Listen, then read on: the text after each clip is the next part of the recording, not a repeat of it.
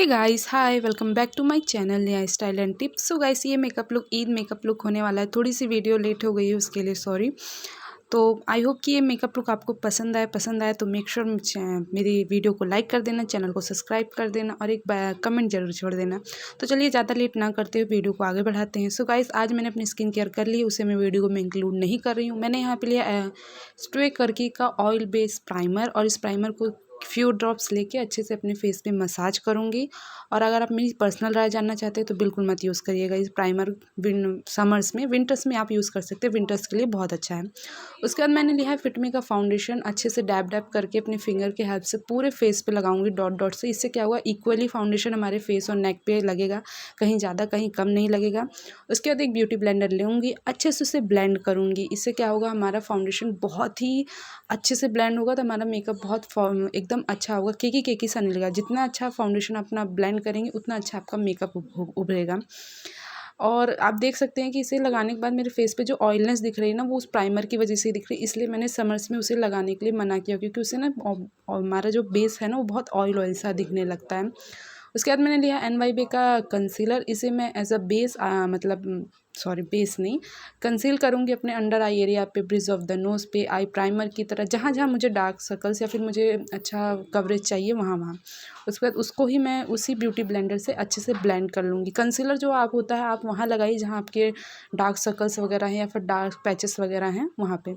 उसके बाद मैंने लिया है NYB का कॉम्पैक्ट। पहले मैं वहाँ लगाऊंगी जहाँ जहाँ मैंने कंसीलर लगाया है। उसके बाद अपना पूरा फेस अच्छे से लॉक करूँगी। फेस मेकअप जो होता है हमारा, यानी बेस मेकअप जो होता है, उसे लॉक करना बहुत ज़रूरी होता है जल्दी से जल्दी। उसके बाद मैंने यहाँ पे लिया है ब्लू हेवन का लिप बाम, उससे अपने लिप्स को अच्छे से मॉइस्चराइज किया है।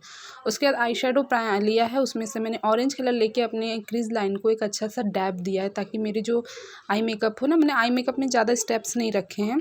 उसके बाद मैंने लिया है यहाँ पे ब्राउन शेड, इसे मैं अपनी आउटर वी पे फोकस करते हुए पूरे लिड एरिया पे लगाऊंगी। आउटर वी पे फोकस करना है, फिर उसके बाद पूरे लिड एरिया पे अच्छे से ब्लेंड करना है। जैसा कि मैंने बताया कि मैंने आई मेकअप में ज़्यादा स्टेप्स नहीं रखे, बहुत ही ईजी सा मेकअप लुक रखा आई का। उसके बाद मैंने लिया है यहाँ पे एक आई शेडो पैलेट हीरो डोडा का, उसमें से ऑरेंज शेड लेके मैं अपनी आई की आईलिड एरिया की थर्ड एरिया तक लगाऊंगी।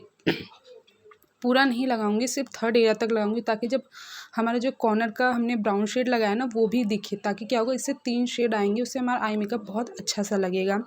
दोनों आइज़ पे आपको इसी तरह लगाना है। उसके बाद वही ऑरेंज कलर लेके आपने लोअर लैशेस के नीचे लगाना है। इससे क्या होगा, हमारी आइज़ को ना एक डैब मिलेगा, हमारी आइज़ थोड़ी बड़ी बड़ी दिखेंगी, इससे हमारी आई मेकअप अच्छे से उभर के आएगा। उसके बाद वही ऑरेंज कलर लेके, मतलब सॉरी वही वाला ग्लिटर शेड लेके अपनी अंडर आई पे लगाना है, सिर्फ सेकेंड एरिया तक, यानी 2 हाथ तक, यानी आधी आँख तक लगाना है। पूरी आँख पे नहीं, सिर्फ सेकेंड हाई मतलब आधी आँख तक लगाना है।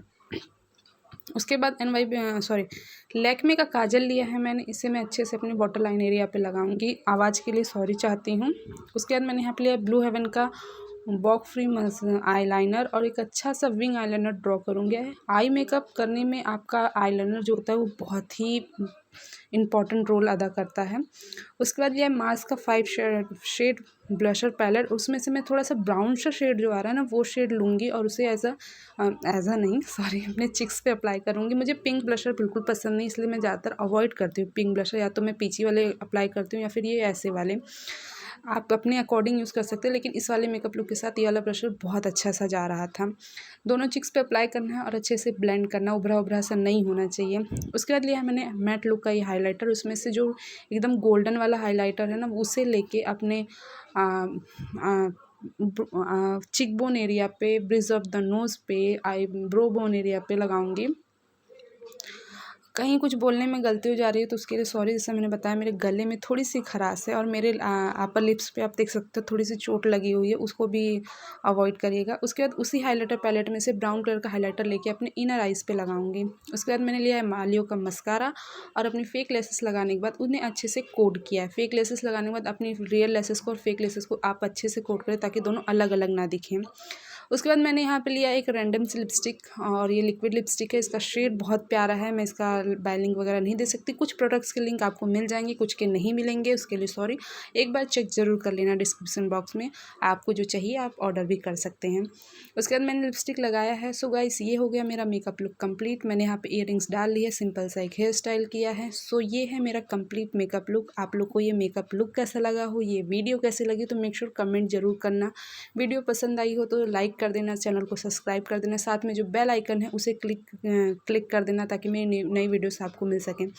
सो गाइस आज के लिए इतना ही, बाय बाय।